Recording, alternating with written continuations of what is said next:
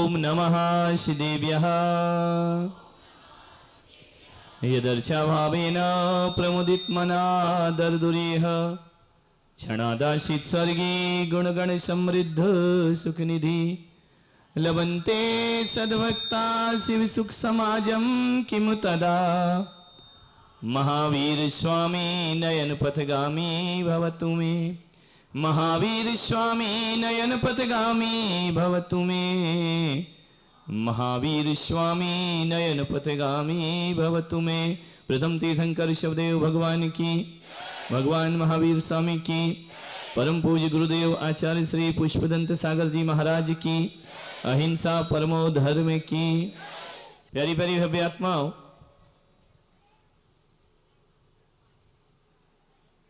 ज्ञान गंगा महोत्सव का दूसरा दिन है। आप भी साथ दे रहे हैं और मौसम भी साथ दे रहा है। जब आया था तुम्हारे शहर में बहुत गर्मी थी, अब शहर की गर्मी कम हो गई, तुम में गर्मी पैदा हो गई है।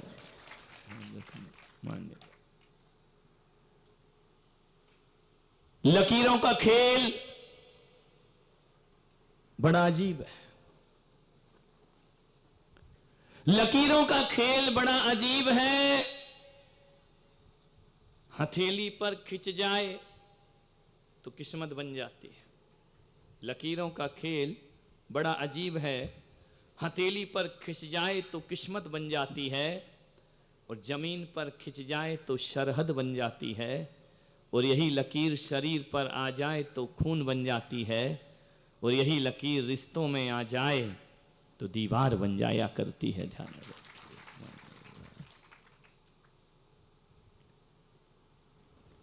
शरद की लकीरें उतना धोखा नहीं देती हैं,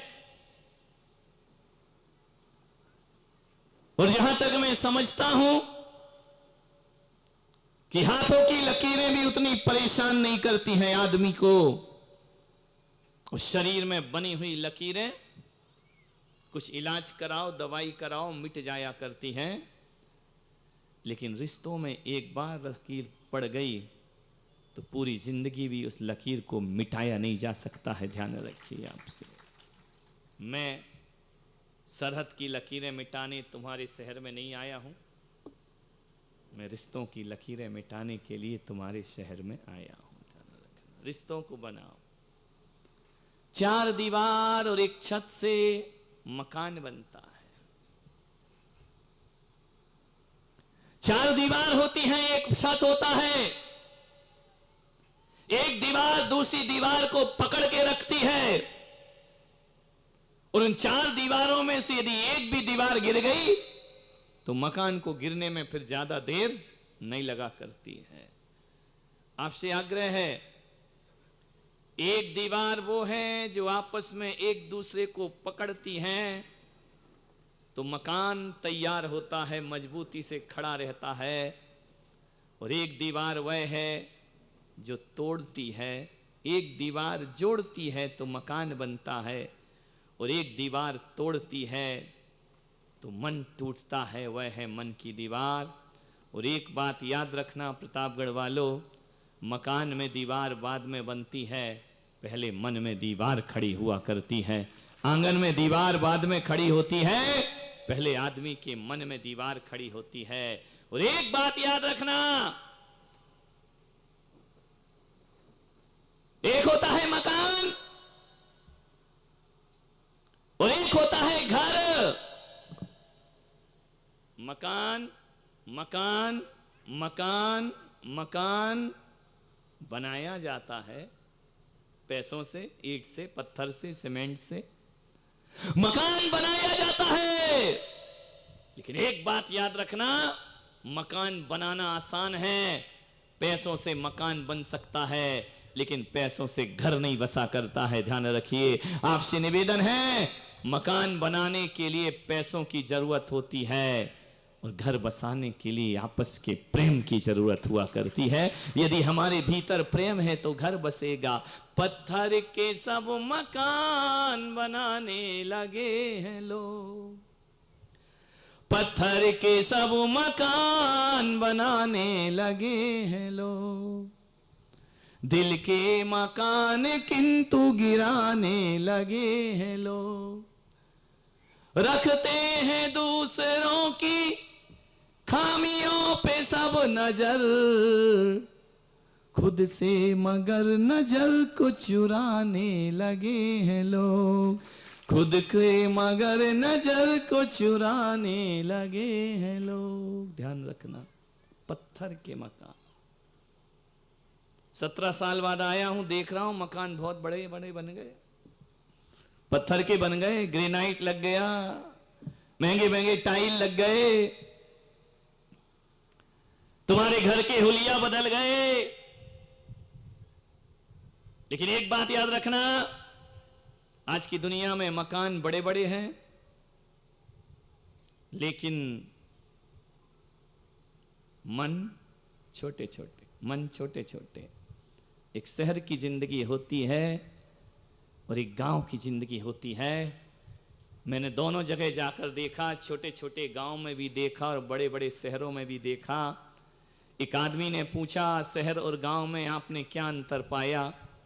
मैंने इतना ही अंतर पाया कि गांव में मकान दूर दूर होते हैं लेकिन मन पास पास होते हैं, और शहरों में मकान पास पास होते हैं लेकिन दिल बड़े दूर दूर हुआ करते हैं। मुंबई जैसे शहरों में जाकर देखो, फ्लैट सिस्टम है, एक एक बिल्डिंग पर 100-100 फ्लैट बने हुए हैं, लेकिन पूछो कि पड़ोस में कौन रहता है तो किसी को पता नहीं हुआ करता है। और गांव में भले दूर दूर रहते हैं मकान, लेकिन लोगों के दिल बिल्कुल पास पास रहा करते हैं। मान्यवर, आपसे निवेदन है, आपसे आग्रह है, आपसे एक ही चीज कहने जा रहा हूं, बड़े बड़े मकानों में दौलत का आसमान तो दिखाई देता है, बड़े बड़े फ्लैट में दौलत का आसमान दिखता है, मगर रिश्तों की जमीन कहीं नजर नहीं आती है। ध्यान रखिए, आपसे कहूंगा, कोठी हो या झोपड़ी, गरीब का मकान हो या महलों की कोठरी हो, एक बात ध्यान रखना, दोनों ही सूनी सूनी नजर आ रही हैं। आज कोठी की आंखें भी अपने पन और प्यार को तरस रही हैं, आज मकान भी ढूंढ रहे हैं। बड़ा ताजुब होता है कि दुआ देने वाले हाथ दीवार उठाने का काम कर रहे हैं। ध्यान रखना, पहले दुआओं से जिंदगी चलती थी, अब दीवार चल रहे हैं। एक 5 मंजिल का मकान है, 5 मंजिल का मकान, 5 मंजिल का मकान। और मैंने पूछा, इसमें रहते कितने लोग हैं? तो बोले, हम 2, हमारे 2 मंजिल, 5 मंजिल का मकान। एक जगह मेरा आहार हुआ, मुझे ले गए, मालूम है, 5वें माले पे आहार कराया, नीचे नहीं, फर्स्ट फ्लोर पे नहीं, ग्राउंड पे नहीं, 5वें माले पर। अब मैंने कहा, पड़क तो गया हूं, अब कर क्या सकता हूं, जैन संत है, पड़गा लिया तो फिर पीछे पीछे जाएगा। 5 मंजिल पे मैंने आहार किया, लौटते समय आहार के बाद मैंने पूछा, मैंने कहा, क्यों रे, ये मकान किसका है? बोले, मेरा है। तो मैंने कहा, ये 5 मंजिल तेरी हैं? बोले, मेरी हैं।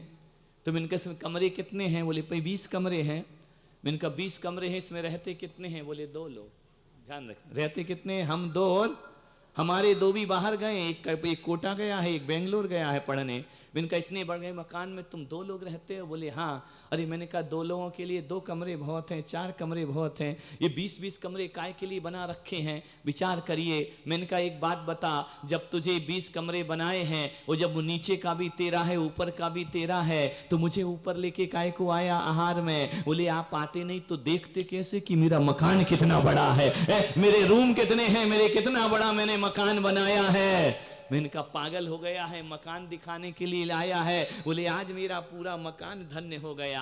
अरे मैंने कहा, नादान, हर आदमी सोचता है कि संत के चरण घर में पड़ जाए तो मकान धन्य हो जाएगा, अरे मकान पवित्र हो जाएगा। अरे नादानो, मकान पवित्र करने से जिंदगी स्वर्ग नहीं बना करती है। मैंने कहा, तूने मकान तो पवित्र कर लिया, तेरा मन पवित्र हुआ या नहीं हुआ? ध्यान रखना, ईंट पत्थर के मकान क्या पवित्र करना, मैं तो कहता हूं मन पवित्र हो जाए तो मकान पवित्र करने की कोई जरूरत।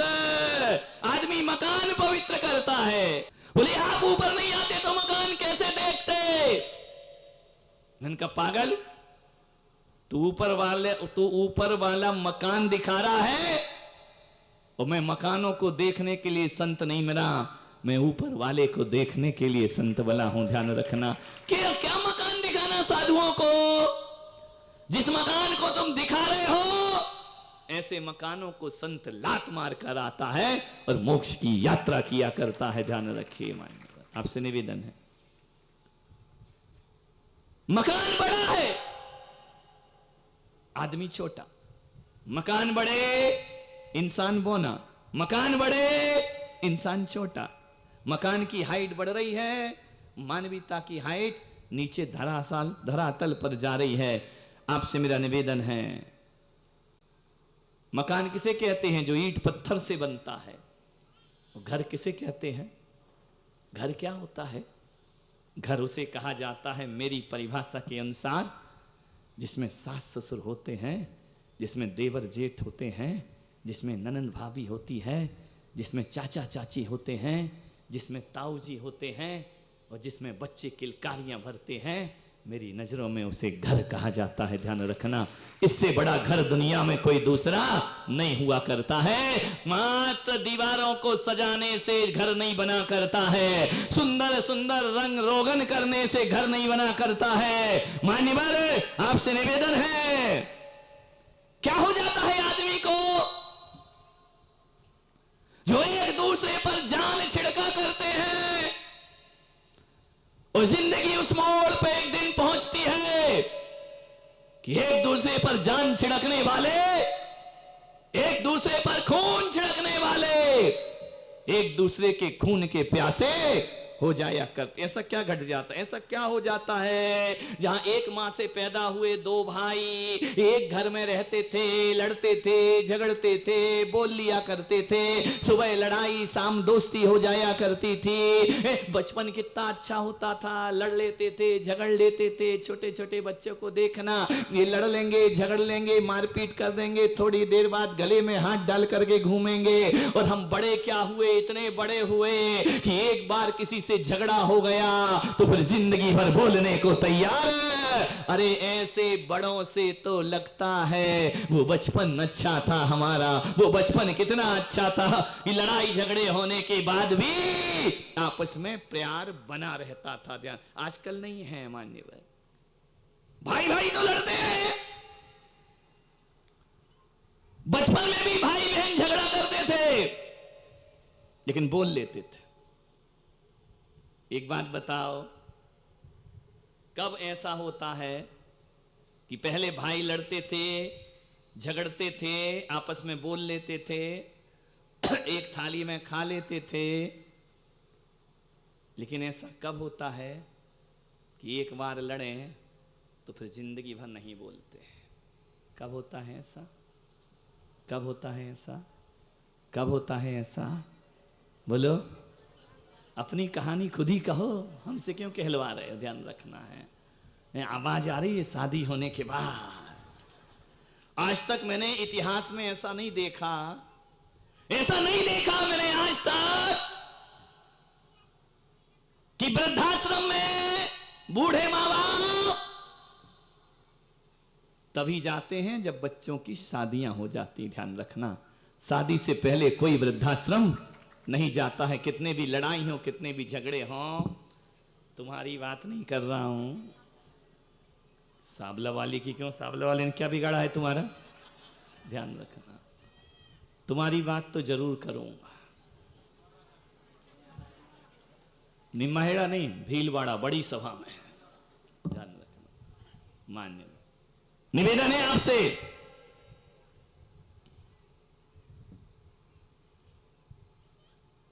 प्रेम की नींव होना चाहिए हमारे घर के मकानों में।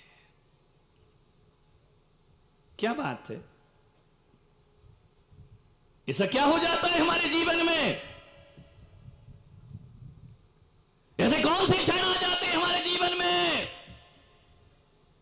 जब हम कहते हैं ये तेरा मकान और ये मेरा मकान? एक घर के एक मां बाप से पैदा हुए, वो कहते हैं दुकान तेरी है, ये दुकान तेरी है, ये मकान मेरा है, ये मकान तेरा है। ये मेरा और तेरा, ध्यान रखना, मैं कहता हूं जिन घरों में मेरा तेरा नहीं होता है वो घर घर नहीं, किसी मंदिर से ज्यादा पवित्र नहीं हुआ करते हैं। ध्यान रखिए, आपसे निवेदन है।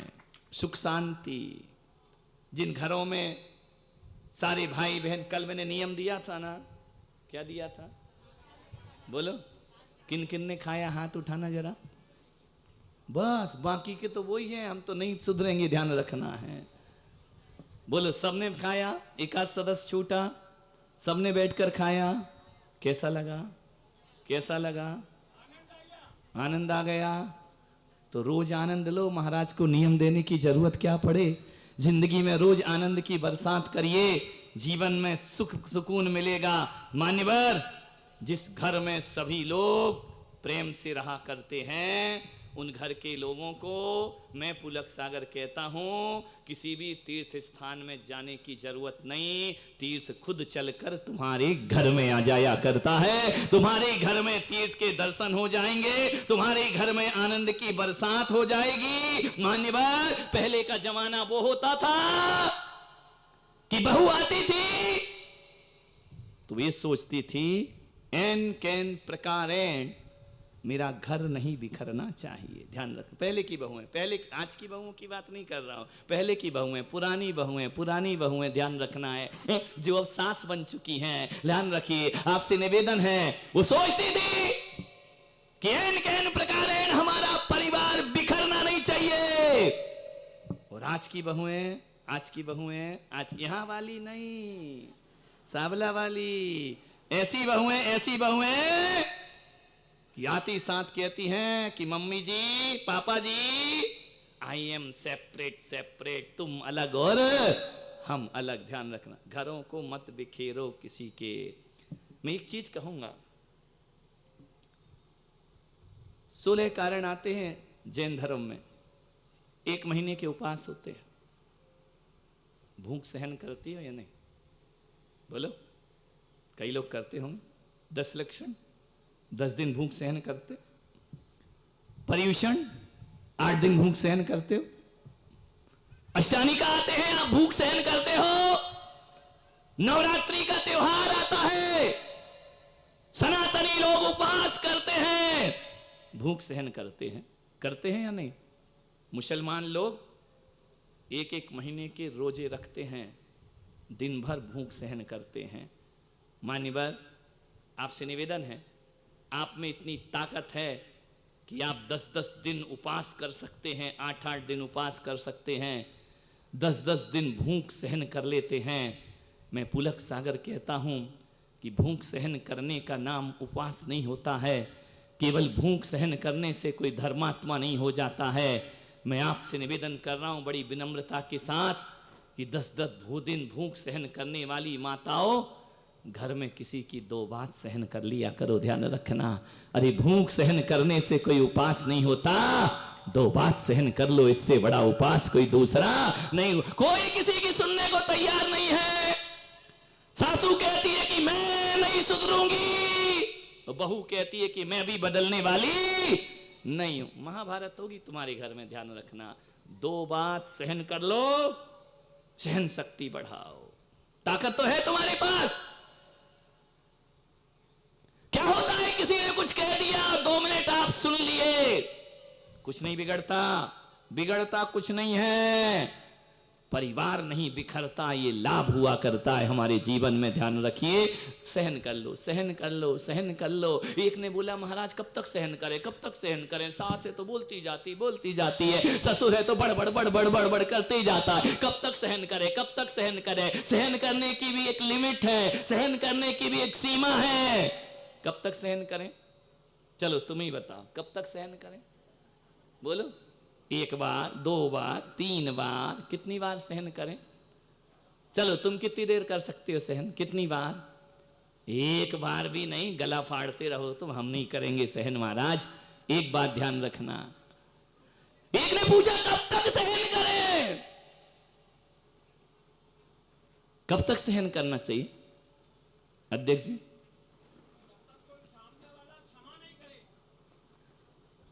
और वो नहीं करे तो तुम सहन ही करते जाओ, सहन ही करते जाओ, सहन ही करते जाओ।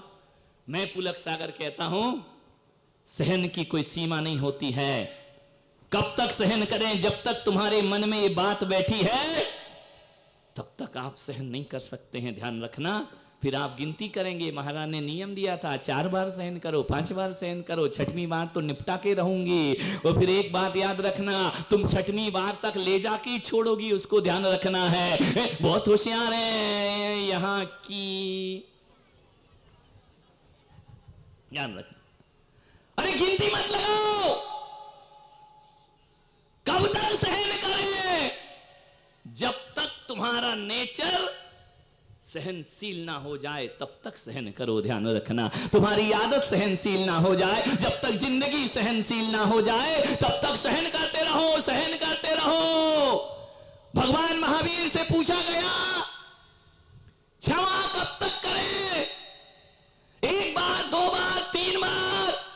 भगवान महावीर ने कहा कि जब तक क्षमा तुम्हारा आचरण ना बन जाए, जब तक क्षमा तुम्हारा स्वभाव ना बन जाए, और जब तक क्षमा तुम्हारी आदत ना बन जाए तब तक आदमी को क्षमा करते रहना चाहिए। ध्यान रखना, क्षमा आदत में आना चाहिए, धर्म आदत बनना चाहिए, धर्म स्वभाव बनना चाहिए। धर्म क्रिया कांड नहीं, अकेला पूजा पाठ का नाम धर्म नहीं होता है। जब तक क्षमा हमारी आदत, अभी तुम्हारी आदत में गुस्सा है, क्षमा थोड़ी है। क्रोध तुम्हारी आदत में, थोड़ा सा कोई कर दे भनभना जाते हैं, थोड़ा सा बोल दिया है आग बबूला हो जाते हैं। आदत, क्रोध तुम करते थोड़ी हो, क्रोध तुम्हारी आदत में आ गया है, ध्यान रखना है। क्रोध करना अलग बात है, क्रोध में आदत में आना अलग बात है। किसी ने कुछ किया, हमसे ऐसा बोल दिया, उसने ऐसा कर दिया, ये आदत में है, क्रोध आदत में है। जैसा अभी क्रोध आदत में है, जिस दिन क्षमा आदत में आ जाए उस दिन आदमी को धर्मात्मा होने में ज्यादा समय नहीं लगता है। सहनशील बनो, सहनशील बनो।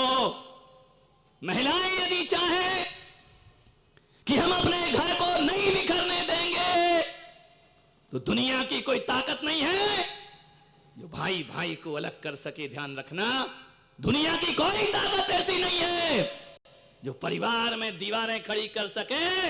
और एक बात याद रखना, जब भी आंगन में दीवार खड़ी होती है पड़ोसी का नहीं, अपना ही आंगन छोटा हो जाया करता है। ध्यान रखना, दीवारें होंगी तो आंगन छोटा होगा और दीवार नहीं होंगी तो आंगन बड़ा होगा।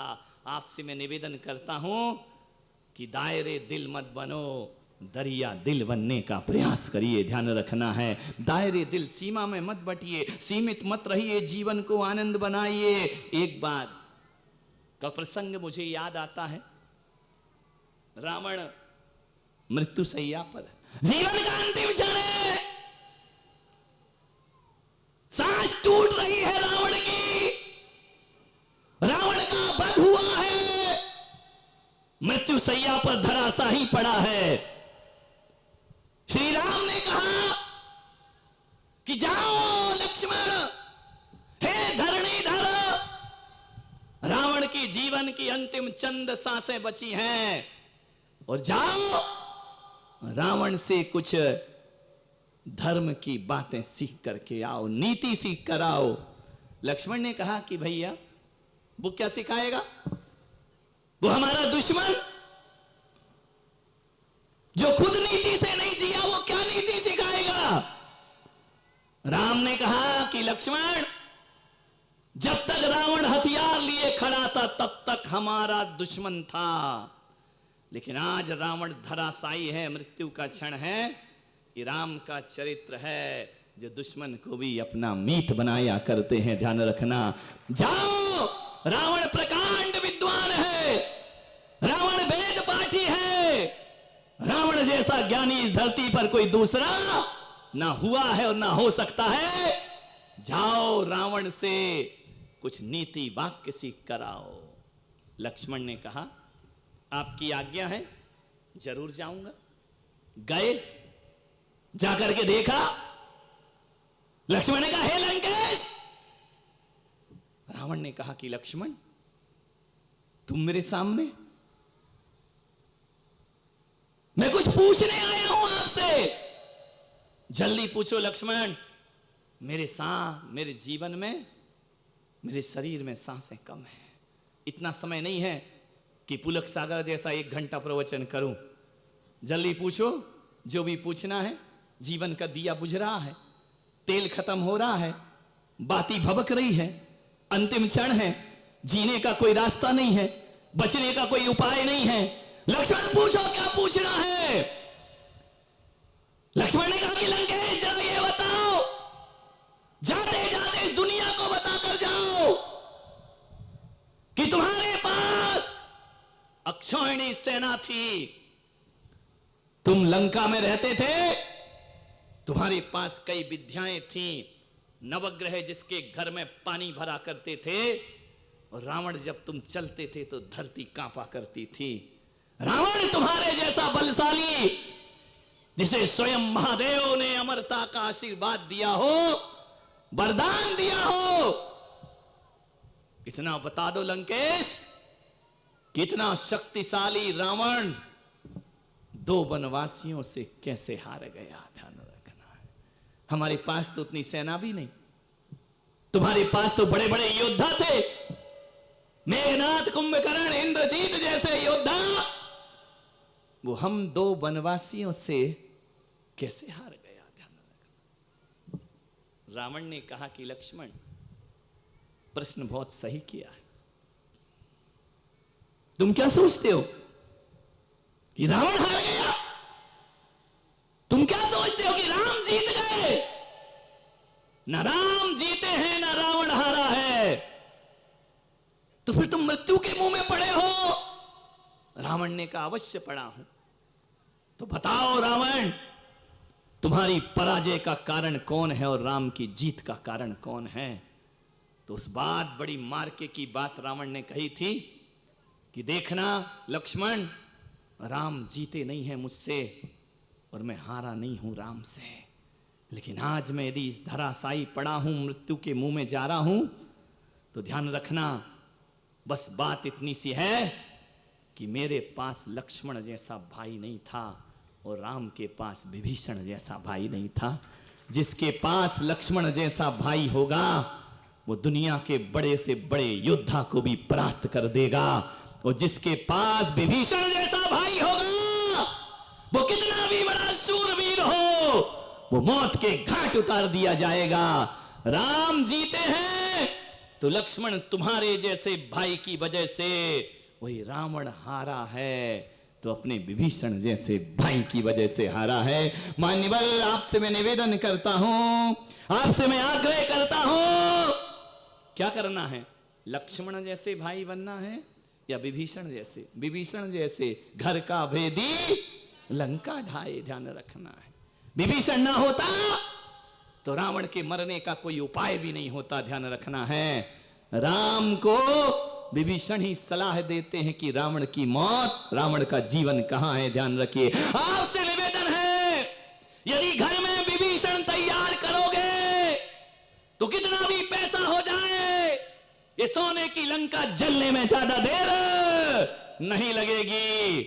और लक्ष्मण जैसा भाई हो तो घास फूस की कुटिया में भी तुमसे बड़ा ताकतवर दुनिया में कोई और नहीं होगा, ध्यान रखना है। आपसे निवेदन करता हूं, आपसे आग्रह करता हूं, लक्ष्मण जैसे भाई बनने का प्रयास करिए अपने जीवन में। आपसे निवेदन है, आग्रह है। सबको नाराज, तुम लोग सुनो रे, थोड़ा इनको छोड़ो, तुम लोग से निवेदन कर रहा हूं, सबको नाराज कर लेना, सबको नाराज कर लेना। बीवी को तुम नहीं करो तो भी वो तुमसे नाराज ही है, ध्यान रखना है। तुम लाख कोशिश कर लो, सबको नाराज कर लेना, लेकिन कभी अपनी जिंदगी में भूल कर भी एक भाई दूसरे भाई को नाराज ना करे। ध्यान, एक निवेदन है, एक आग्रह है आपसे, भाई कभी भाई को नाराज ना करे, क्योंकि इतिहास को उठाकर देखो, रावण ने विभीषण को नाराज किया, लंका तबाह हो गई, ध्यान रखना है। बाली ने सुग्रीव को नाराज किया, बाली का वध हो जाया करता है। कमठ और पारसनाथ भी पहले भाव में भाई भाई थे, ध्यान रखना। पारसनाथ ने कमठ को नाराज किया, आप अंजाम जानते हैं। भरत ने बाहुबली को नाराज किया, अंजाम आप जानते हैं। प्रमोद महाजन ने प्रवीण महाजन को नाराज किया, परिणाम आप जानते हैं। कौरवों ने पांडव को नाराज किया, परिणाम आप जानते हैं। मुकेश अंबानी ने अनिल अंबानी को नाराज किया, परिणाम आप जानते हैं। ध्यान रखना है। आपसे मेरा आग्रह है, आपसे मेरा निवेदन है, कभी भी जीवन में कैसे भी क्षण आ जाए, अपने भाई को कभी नाराज मत। अब तो किस्मत वाले हैं दुनिया में जिनके भाई हैं, वरना अब तो एक ही पैदा हो रहा, काय का भाई, काय का चाचा, काय का ताऊ, काय का मामा। सारे रिश्ते बर्बाद होने वाले हैं, सारे रिश्ते बदल जाएंगे। कौन फूफा होगा? फूफा, फूफा जानते हो? मैंने एक दिन सोचा यार, ऐसा मॉडर्न जमाना आ गया, मामा मामू बन गया। मामा, मामा को क्या बोलते हैं? मामू बन गया। जीजा, बोलो, जीजू बन गया। ध्यान रखना। चाचा, चाचू बन गया। डैडी, डैडू बन गया। लेकिन फूफा अपने लक्षणों से आज भी फूफा ही है। ध्यान रखना है, वो फूफू नहीं बन पाया जिंदगी में। उसको कोई लाड़ ही नहीं मिला कहीं से। कितनी भी 21वीं सदी हो जाए, लोग बोले कि फूफा फूफा ही क्यों रह गया? मैंने कहा अपने लक्षणों से रह गया, क्या कर सकते हैं। फूफा कभी भी प्यार से नहीं मिला। मान्यवर, आपसे निवेदन है, आपसे आग्रह है, भाई भाई को कभी नाराज ना करे। परिणाम आपको मालूम है, क्या फर्क पड़ता है। मैंने सोचा कि यदि मैं बंबई गया और एक संयोग मिला कि मुकेश अंबानी से मुलाकात हुई, तो मैं उनसे एक बार जरूर मिलना चाहता हूं। मैं उनसे इतना ही पूछना चाहता हूं कि जो नाम, जो शोहरत, जो इज्जत धीरू भाई अंबानी ने कमाई थी, एक पेट्रोल पंप में पेट्रोल बेच बेच कर आज दुनिया की सबसे बड़ी हस्ती बन गए, उनकी दौलत के लिए तुम आपस में दो भाई लड़े क्यों? ध्यान। अखबारों में आ गए, अखबारों में आपने पढ़ा होगा, प्रॉपर्टी का बंटवारा, धन का बंटवारा। क्या फर्क पड़ा? अरे इतना पैसा इनके पास है, इतना पैसा है, ये चाहे तो एक दुनिया और बसा सकते हैं। ध्यान रखना। आने वाली 10 पीढ़ियां बैठ करके भी खाएं तो इनके घर में पैसों की कमी नहीं है। ध्यान रखना। दोनों भाइयों के पास इतना पैसा है, इतना पैसा है। अरे 100-200 अरब इधर के उधर हो जाते, क्या फर्क पड़ जाता? काय को लड़ना मेरे भाई। लेकिन मैं उनसे पूछूंगा, उनसे बात करूंगा कि मालूम है, हमारे देश का लड़का पहले ये सोचता था कि हम भी अंबानी परिवार बनेंगे, कमाकर हम भी अरमान लेकर जीता था कि मैं भी अंबानी जैसी दौलत कमाऊंगा। लेकिन तुम दोनों की लड़ाई के बाद मेरे देश का बच्चा ये तो कहता है कि मैं भी अंबानी परिवार बनूंगा, लेकिन उस लड़ाई के बाद कहता है हम उन जैसे भाई बनना नहीं चाहते हैं। ध्यान रखना है। मान्यवर, ये खो दिया तुमने चंद रुपयों के खातिर। जो शोहरत और इज्जत पाई थी वह मिट्टी में मिल जाया करती है। मान्यवर, आपसे निवेदन है, विचार करना। ये सगे भाई हैं। विभीषण और रावण सगे भाई थे, बलि सुग्रीव सगे भाई थे। ध्यान रखना है आपको। ये सगे भाई लड़े, ये सगे भाई लड़े। मान्यवर, लेकिन एक बात ध्यान रखना, राम लक्ष्मण भरत शत्रुघ्न ये सगे भाई नहीं, ये सौतेले भाई थे। ध्यान रखना है। और इनका प्रेम, इनका प्यार, इनका आदर्श, पांचों पांडव सगे भाई नहीं थे। नकुल सहदेव की माता अलग थी और युधिष्ठिर, भीम और अर्जुन की माता, लेकिन सौतेले होने के बाद भी इन्होंने वो इतिहास रचे जो शायद सगे भाई भी अपने जीवन में ऐसा नहीं रहा करते हैं। मान्यवर, आपसे निवेदन है, राम को वनवास हुआ, 14 वर्ष का वनवास, लक्ष्मण को पता चला कि मेरे भैया राम को वनवास दे दिया गया है। आए, उन्होंने कहा कि मां, अपनी माता सुमित्रा के पास पहुंचे कि मैं क्या सुन रहा हूं मां, कि राम को 14 वर्ष का वनवास और भैया भरत को राजगद्दी सिंहासन मिले।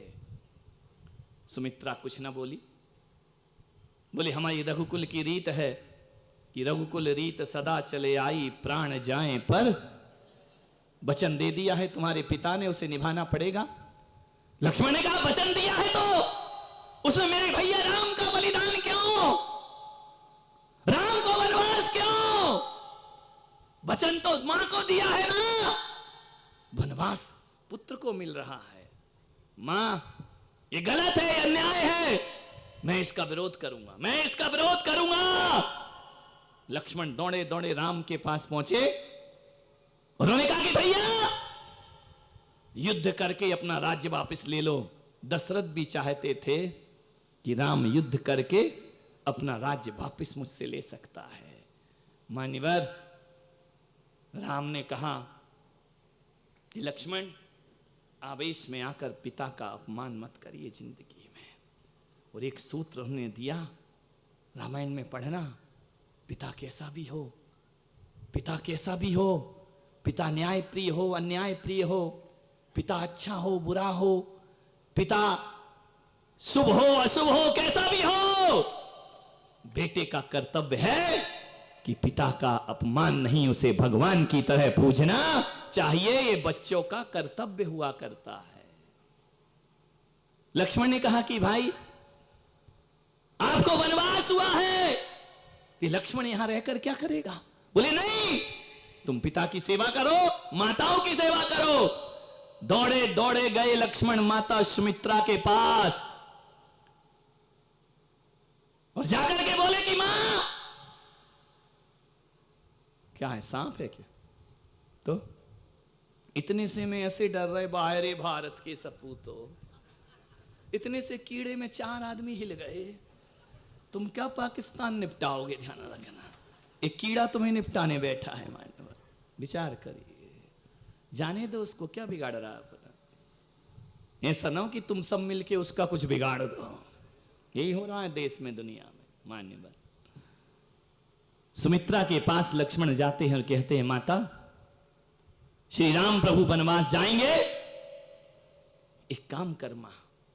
बोलो पुत्र, एक वरदान मैं भी तुझसे मांगता हूं। सुमित्रा ने कहा कि पुत्र, पूरे महल का माहौल खराब है, पूरी अयोध्या आंसू बहा रही है, ऐसे में तुम मुझसे कोई वरदान मत मांगो। लक्ष्मण ने कहा, वरदान तो मां तुझे आज ही देना पड़ेगा। क्या वरदान चाहिए तुझे? तुझे मालूम है ना कि ये वरदानों का फल क्या होता है? 14 वर्ष का वनवास मिला है श्री राम को। लक्ष्मण ने कहा, मां, एक वरदान मुझे दे और वचन दे कि तू मुझे वरदान जरूर देगी। सुमित्रा ने कहा कि वचनों के लिए तो रघुकुल नंबर 1 है, हम तुझे वचन देते हैं। लक्ष्मण, जो तू मांगेगा मैं तुझे देने को तैयार हूं, लेकिन मेरे सामर्थ्य में होना चाहिए। मां तेरे सामर्थ्य में है, तू छत्राणी है, तू वीरों की मां है, तेरे अंदर इतना सामर्थ्य जरूर है। सुमित्रा ने कहा कि मांगो, क्या मांगते हो? तो लक्ष्मण ने कहा, मां, भैया राम 14 वर्ष वनवास पिता की आज्ञा से जा रहे हैं, मैं अपनी मां से वरदान मांगता हूं, 14 वर्ष भैया राम की सेवा करने में जंगल में जाकर रहूंगा, मैं अयोध्या में नहीं रहूंगा, मुझे भी वनवास दे दे। सुमित्रा ने सोचा, तुझे भी वनवास, राम भी वन को जा रहे हैं, लक्ष्मण भी वन को जाए। मां, अपना कलेजा कमजोर मत कर, अपनी आंखों में आंसू मत ला, इस लक्ष्मण को आदेश दे कि 14 वर्ष मैं भी राम के साथ वनवास में। सौतेले भाई, सौतेले भाई, सौतेले भाई, सगे भाई, सगे भाई, सौतेले भाई, देखिए, विचार करिए। मालूम है सुमित्रा ने क्या कहा? चरणों में बैठे लक्ष्मण को उठाया, अपनी छाती से लगाया और कहा, वाह लक्ष्मण वाह, आज तूने मेरे दूध की लाज रख ली, आज तूने मेरा माथा गर्व से ऊंचा कर दिया, आज मैं गर्व से ऊंचा मेरा हृदय हो गया है। तू राम की सेवा के लिए वनवास जा रहा है। लक्ष्मण देखते रह गए कि मां रोकेगी, लेकिन मां ने कहा कि नहीं, आज एक भाई का भाई के प्रति प्रेम क्या होता है। इतिहास में जब भी आने वाले समय में कोई पुलक सागर प्रतापगढ़ के घिया बाग में प्रवचन करेगा तो मेरे लक्ष्मण का नाम बड़े गर्व से लेगा, लोग गर्व के साथ तुम्हारा नाम सुनेंगे। मान्यवर, परिवारों को बिखेरो मत, परिवारों को जोड़ने का काम करिए। निवेदन है आपसे। मैं एक ऐसे परिवार को जानता हूं, ऐसा परिवार जिन दो भाइयों में बड़ा प्रेम, उनकी शादी हो गई, परिवार बिखरने लगा, परिवार बिखरने लगा, शुरू हो गई लड़ाइयां। राम को ही वनवास शादी के पहले नहीं मिला, कब मिला? शादी के बाद। सब लफड़ा शादी के बाद ही है। ध्यान, मैं पढ़ा ही नहीं इस लफड़े में, मैंने कहा हटा यार ये शादी वादी का, पूरा घर का सत्यानाश हो जाता है। ध्यान रखिए, एक बात याद रखना, लेकिन रिश्तों को बचाओ। इंसान अकेला हो गया है, इतना अकेला हो गया, इतना अकेला हो गया, इतना अकेला हो गया इंसान। रिश्ते इतने टूट गए, इतने टूट गए, इतने टूट गए, अपने इतने पीछे छूट गए, इतने पीछे छूट गए, इंसान अकेला हो गया है। अब उसकी फोटो खींचने वाला भी कोई नहीं बचा, अब खुद ही सेल्फी लेना पड़ती है। ध्यान रखिए, इतना अकेला हो गया इंसान। मान्यवर, अफसोस है मुझे इस बात का कि आपके मोबाइल को यदि देखो ना तो फेसबुक पे 1,000 तुम्हारे फॉलोवर हैं, इंस्टाग्राम पे 50,000 हजार लोगों से तुमने दोस्ती कर रखी है, फ्रेंड्स रिक्वेस्ट भेजते हो। मान्यवर, व्हाट्सएप पे तुम्हारे मित्र हैं, सारी दुनिया को दोस्त बना लिया, लेकिन पड़ोसी से बोलचाल नहीं है, परिवार में बोलचाल नहीं है। और फ्रेंड भी ऐसे बना रहे हो, प्लीज मुझे फॉलो करो, मुझे फॉलो करो, मुझे फॉलो करो। धत तेरे की जिंदगी, कोई काम नहीं आएगा मेरे भाई। ध्यान रखना, कितनी भी लगातार 1-1 लाख फॉलोवर भी हो जाएं तो सिर दुखेगा, तो कोई भी तुम्हें दवाई दे के आने वाला नहीं है इस धरती पर। मान्यवर, आपसे निवेदन है, मैं कहता हूं इंस्टाग्राम में और फेसबुक में तुम्हारा एक भी फ्रेंड ना हो, लेकिन तुम्हारा घर के सारे भाई और माँ बाप मित्रवत रहा करते हो, इससे बड़ा सुख संसार में कोई दूसरा नहीं हुआ करता है। तालियां नहीं चाहिए रे, घर सुधारो। ताली मत बजाओ कि बजाए और उड़ा दी महाराज की बात। अपने घरों को बदलने का प्रयास करिए। एक मालूम है, जब दो भाई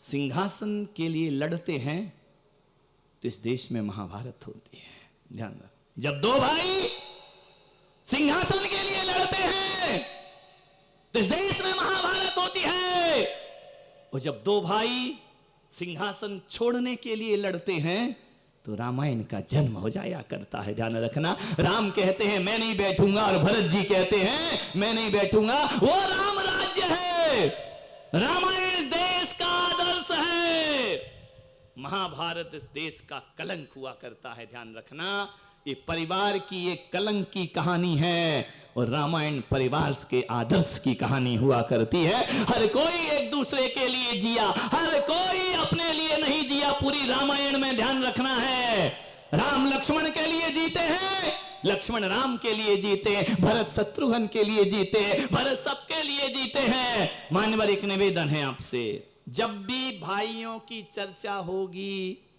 चाहे वो जैन करे, चाहे वो सनातनी करे, चाहे वो बौद्ध करे, चाहे मुसलमान करे, चाहे वह हिंदू करे, चाहे ईसाई करे, भाई भाई के प्रेम की यदि चर्चा होगी ना, तो किसी का नाम आए या ना आए, राम लक्ष्मण का नाम पहले आया करता है। चाहे राम को पूजते हो या ना पूजते हो, कोई फर्क नहीं पड़ता है। किसी धर्म में, किसी संप्रदाय में राम लक्ष्मण जैसे प्यार की कहानी किसी धर्म ग्रंथों में दिखाई ना देगी। आपसे निवेदन है मेरा, कौन नहीं जानता महाभारत, कौन नहीं जानता रामायण,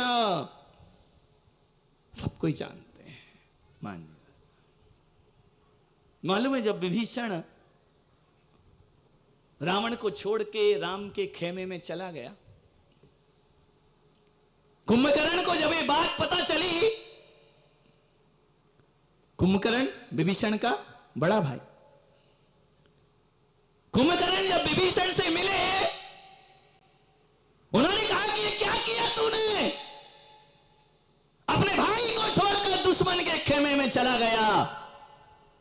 विभीषण ने कहा कि भैया आप जानते हैं मैंने न्याय का साथ दिया है, मैंने धर्म का साथ दिया है। अन्याय और धर्म में यदि सगा भाई भी हो तो मैं शुरू से धर्मात्मा हूं, मैं भैया रावण का साथ नहीं दे सका, मैंने विरोध किया। मैंने कहा सीता हरण की है, सीता माता को वापिस लौटाओ, लंका का सर्वनाश हो जाएगा।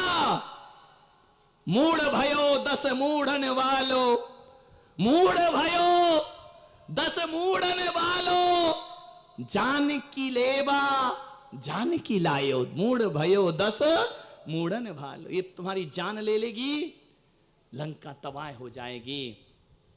भैया मुझे बड़े भाई रावण ने लात मार के निकाल दिया अपने सिंहासन से। विभीषण से कुंभकर्ण ने बड़ी अच्छी बात कही।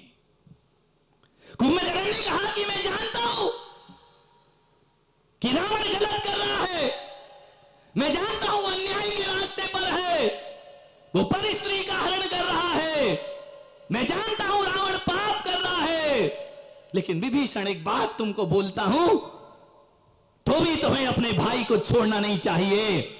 ध्यान रखना, भाई अच्छा हो तो हर कोई साथ देता है, अरे असली भाई तो वो होता है जो बुरे भाई का भी साथ दिया करता है। ध्यान रखना है, उसकी गलतियों पर भी साथ देता है। कुंभकर्ण ने कहा ऐसा कैसे किया तुमने? बोले मैंने धर्म का रास्ता पकड़ा है। कुंभकर्ण ने कहा कि विभीषण तू कितना भी राम के खेमे में जाकर खड़ा हो जा और कितना भी धर्म का दामन पकड़ ले, लेकिन एक बात याद रखना, सबसे बड़ा धर्म परिवार का साथ देना है, सबसे बड़ा धर्म अपने कुल की रक्षा करना है। ये कोई तेरा धर्म नहीं है, तू भाई के खिलाफ खड़ा हुआ। एक बात याद रखना विभीषण, तुम कितने भी धर्मात्मा हो जाओ, कितने भी राम की शरण में जाकर बैठ जाओ, लेकिन आने वाले दिनों में तुम्हें धर्मात्मा के रूप में नहीं, घर का भेदी लंका ढाई में याद किया जाएगा। ध्यान रखना, सारी दुनिया तुम्हारा नाम कुल कलंकी में पुकारेगी, तुम्हारा नाम भ्रात द्रोह में लिखा जाएगा। राम भक्त में यदि नाम आएगा तो लक्ष्मण का नाम आएगा, तुम्हारा नाम इतिहास कभी लेगा नहीं। ध्यान रखना, भाई को छोड़ के कितना भी धर्म कर लो, तुम्हारा को कोई भी धर्मात्मा कहकर के पुकारेगा। प्रतापगढ़ वालों, तुम्हारे प्रतापगढ़ में लक्ष्मण नाम के लड़के तो होंगे, विभीषण नाम है किसी का? रखा किसी ने अपने बच्चे का नाम विभीषण? विभीषण तो धर्मात्मा था, राम के पक्ष में था, फिर भी कोई ने विभीषण नाम क्यों नहीं रखा? और यदि किसी कोई धोखे से तुमको विभीषण बोल दे कि ये तो विभीषण है, ये तो विभीषण है, आग लग जाएगी सीने में। ध्यान रखना है, विभीषण कौन है? कुल कलंकी। विभीषण कौन है? भ्रातद्रोही। मैं आपसे निवेदन करता हूं कि अपने भाई से दुश्मनी करके कितना भी मंदिर में चढ़ावा ले लेना और कितनी भी मंदिर में पूजा कर लेना, और अपने भाई से दुश्मनी करने के बाद कितना भी धर्म की बोलियां ले लो, वो बोलियां तुम्हारी स्वीकार होने वाली नहीं है। ध्यान रखना है, आपसे मेरा निवेदन है, यहां से जाके यदि कोई भाई दूसरे भाई से नहीं बोलता है तो पुलक सागर का संदेश सुनो और आज ही जाकर भाई को गले लगाने का प्रयास करिए। ध्यान रखना है, आज ही भाई से मिलने का प्रयास करो। मेरा चतुर्मास आगरा में हो रहा था।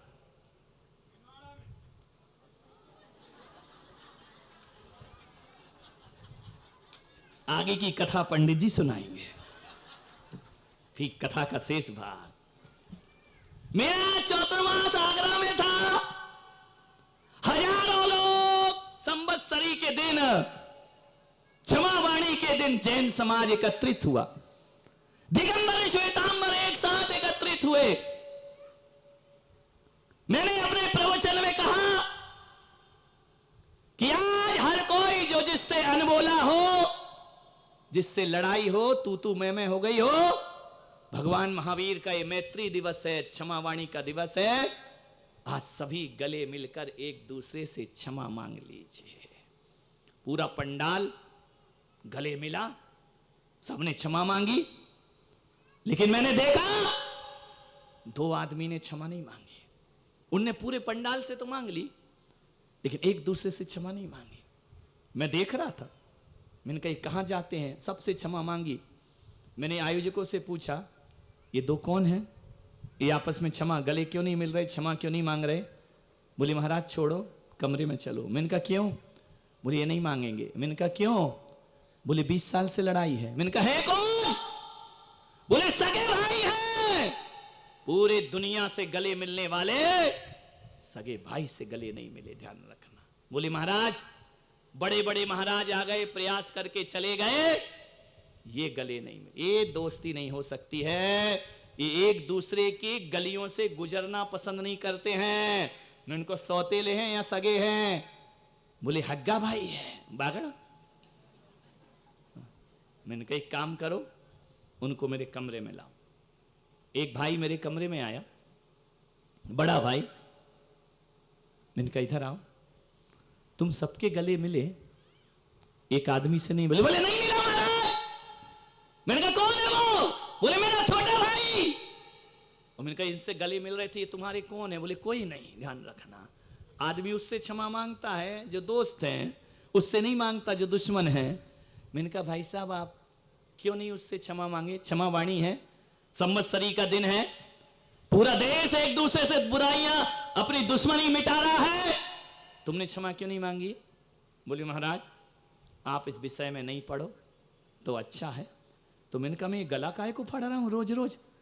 बोले वो ठीक है, वो तुम्हारा प्रवचन धंधा होगा, तुम्हारी ड्यूटी होगी, तुम्हारा बाबाओं का काम ही यही है प्रवचन करना। मैंने कहा एक बात बता, तू मेरा शिष्य है या नहीं? अरे बोले शिष्य तो कट्टर हूं, तुम्हारे अलावा किसी को नहीं मानता हूं, जो तुम कहोगे वो कर दूंगा। लेकिन एक बात ध्यान रखना महाराज,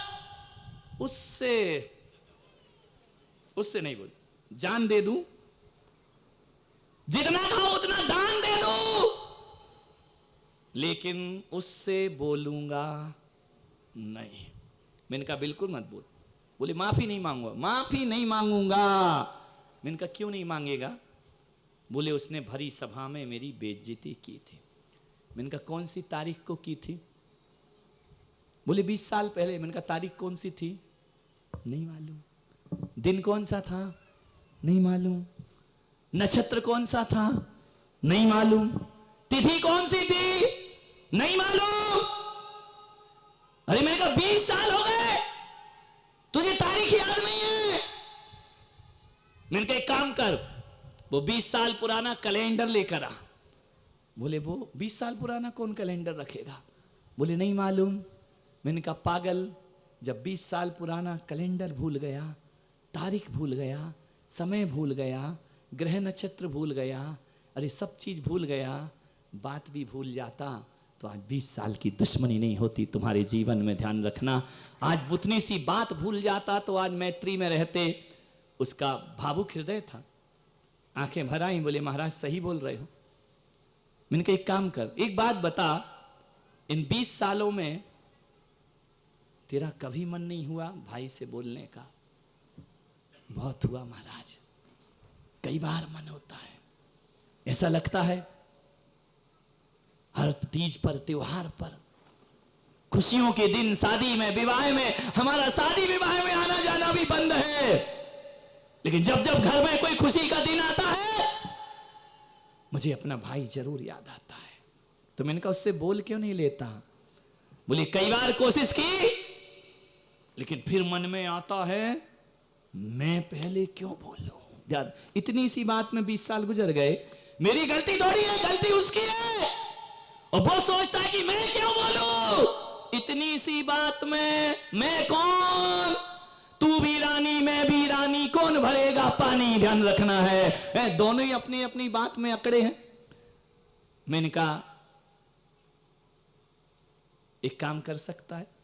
बोले देखो सॉरी नहीं बोलूंगा, क्षमा नहीं मांगूंगा। मैंने कहा मत मांगना, त्याग कर दे क्षमा का। हाँ अब बोलो क्या करना है? मैंने कहा एक काम कर, क्षमावाणी का पर्व समाप्त हुआ है, अपने भाई के घर चल। घर? हम तो उस गली में नहीं गए, तेरी गलियों में ना रखेंगे कदम आज के बाद। मैंने कहा आज चला जा, आज चला जा, मेरे कहने से चला जा। तो बोले आप क्या सोच रहे हैं कि मैं छोटे भाई के पैर पड़ूं, उससे माफी मांगू? मैंने कहा ना माफी मांगना ना पैर पड़ना, मेरे कहने से उसके घर चले जा। क्या होगा महाराज? जा तो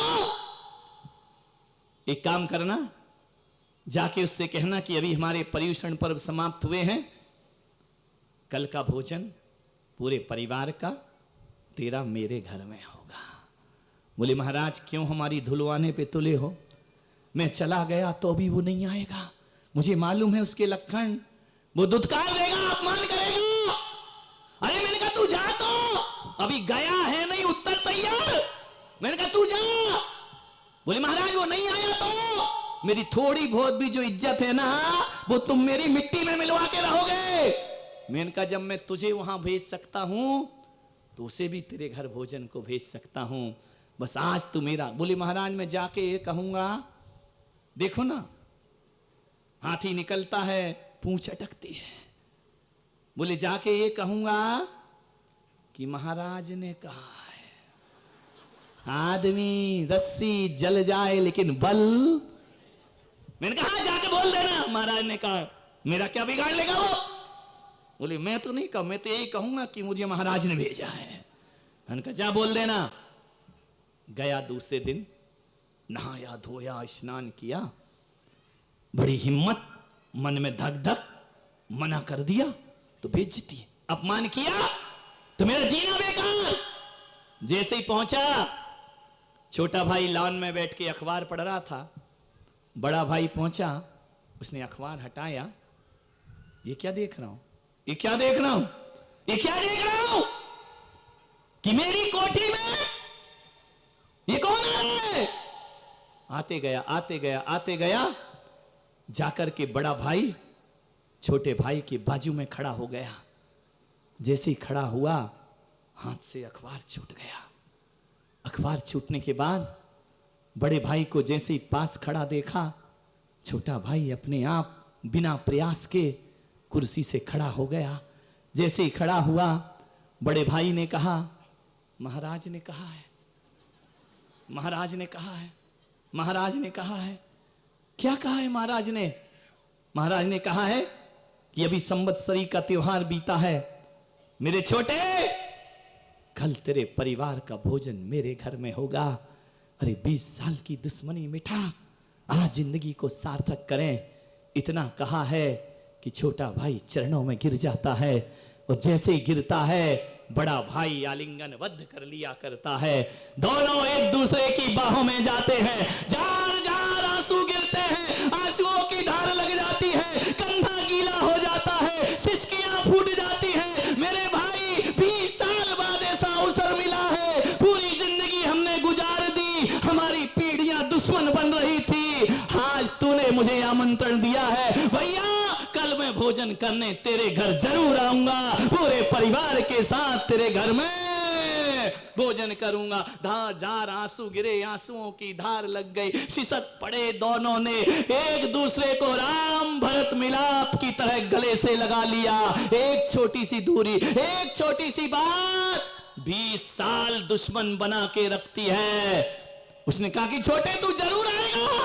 बोले मैं आऊंगा। बोले सब बातें भुला दे मेरे भाई, जो कुछ भी हुआ मैं भी भूलता हूं और तू भी भूल जा। हाँ, मेरा घर तेरा स्वागत करने को तैयार है। दूसरे दिन छोटा भाई गया पूरे परिवार को लेकर। जैसे ही गया, जिठानी ने स्वागत किया, देवरानी पधारो, बहुत दिनों के बाद इस घर में तुम्हारे पैर पड़े हैं। हाँ, जैसा लग रहा था मंदिर में पैर तो रोज पड़ते हैं, दुश्मन भाई के घर में पहली बार पैर पड़े। पैर पड़ने के बाद जब उससे पूछा गया कि तुझे कैसा लगा, तो बोले ऐसा लगा जैसे आज मैंने समेत शिखर की यात्रा कर ली हो, गिरनार की यात्रा कर ली हो, वैष्णो देवी की यात्रा कर ली हो। भोजन किया दोनों परिवारों ने। छोटे भाई ने कहा कि भैया कल तेरे परिवार का भोजन मेरे घर में होगा, मेरे छोटे को भी सेवा करने का अवसर प्रदान करिए। मान्यवर, जो दुश्मनी थी उसमें वो आनंद नहीं था जो दोस्ती में आनंद आया करता है। दोनों भाई मेरे पास आए, बहुत रोए मेरे कमरे में। एक ने मेरा दाहिने चरण पकड़ ली, एक ने बायां, सिसक सिसक कर रोए। मान्यवर, लोग तो बोलियां लेकर चरण प्रक्षाल करते हैं, दोनों ने नैनों के जल से चरण प्रक्षाल कर दिया। मैंने कहा जाओ, तुमने मेरा कहना माना, गंगा स्नान हो गया तुम्हारा, जाओ, तुम्हारा जीवन धन। ये आंसू आंसू नहीं, संत चरणों में गिरे आंसू किसी परमात्मा के गंधोदक से कम नहीं हुआ करते हैं। जाओ, जीवन को धन्यता प्रदान करो। मान्यवर, आपसे मेरा निवेदन है, दोनों भाइयों में दोस्ती हो गई और उस दिन से लेके आज तक मेरा एक चतुर्मास ऐसा नहीं जब दोनों भाई साथ में ना आते हो। ध्यान रखना, आते हैं, आशीर्वाद लेते हैं, दुआएं लेते हैं, लौट करके जाते हैं। जब उन दो भाइयों के जुड़े हुए परिवार को देखता हूं तो ऐसा लगता है कि जिन शरणम तीर्थ बनाने में मुझे वो आनंद नहीं आया, जो दो बिखरे घरों को जोड़ने में आनंद की प्राप्ति हुआ करती है। मान्यवर, रिश्तेदारियां वैसे ही कम हो गई हैं, चंद लोग घरों में बचे हैं। प्रेम से जीना सीखिए अपनी जिंदगी में। मान्यवर, समय हो गया, प्रवचन अधूरा। ये कब होंगे पूरे? कौन बोला 2027 के चातुर्मास में पूरे होंगे? नहीं, तुम्हारी बात नहीं कर रहा हूं। मान्यवर, आपसे निवेदन है, कभी मकान की आवाज को सुनना। कितना सुंदर मकान बनाते हो ना, मकान खड़ा रहता है, आदमी चला जाता है। ध्यान रखना, एक निवेदन है आपसे। मकान की दीवारों से पूछा कि तुम हजारों वर्ष सदियों क्यों खड़े रहते हो? उन्होंने कहा, हमारी दीवारें एक दूसरे को पकड़े हुए हैं, इसलिए हम खड़े रहते हैं। और मैं भी आपसे कहता हूं, तुम्हारे रिश्तों की पकड़ मजबूत हो तो कोई आंधी तूफान तुम्हारे परिवार को बिखेर नहीं सकता है। आज यहाँ पर पूर्व विधायक महोदय भी आए, उन्होंने अपनी उपस्थिति दर्ज कराई और सत्संग का लाभ लिया। कांग्रेस अध्यक्ष, प्रदेश अध्यक्ष यहाँ पर उपस्थित हैं, उनको भी मैं आशीर्वाद देता हूँ। कल बजरंग दल के लोग मेरे पास रात्रि में आए, मेरा मौन था। एक दुखद घटना आपके शहर में घटी है, खेद खिन्न है। मैंने जैसी तस्वीर देखी मेरा मन विचलित हो गया। पूरे शहर में सारे लोग खराब नहीं होते हैं, चंद दो चार खराब होते हैं। सारा शहर तो बहुत अच्छा होता है, लेकिन वो चंद दो चार लोग पूरे शहर की नींद हराम करके रखते हैं। बुरे लोग ज्यादा नहीं होते धरती पर, उंगलियों पर गिने जाए इतने होते हैं, लेकिन अच्छे लोग ज्यादा हैं। वो चार बुरे लोग अच्छे लोगों का जीना दुश्वार करते हैं। मान्यवर, क्यों चार? मजबूत होते हम 1000 नहीं होते हैं, क्योंकि वो 4 एक हैं और तुम 1000 बिखरे हुए हो, ध्यान रखना। जैन मंदिर के सामने की गली में मुझे बताया गया किसी ने हमारी गौ माता का शीश काट करके रख दिया, ध्यान रखना है मान्यवर, दुखद घटना है। छोटा सा बछड़ा है, उसका सिर काट के कोई सड़कों पे रख जाए, यह अहिंसा प्रिय समाज कभी बर्दाश्त करने वाली नहीं है, ध्यान रखना है।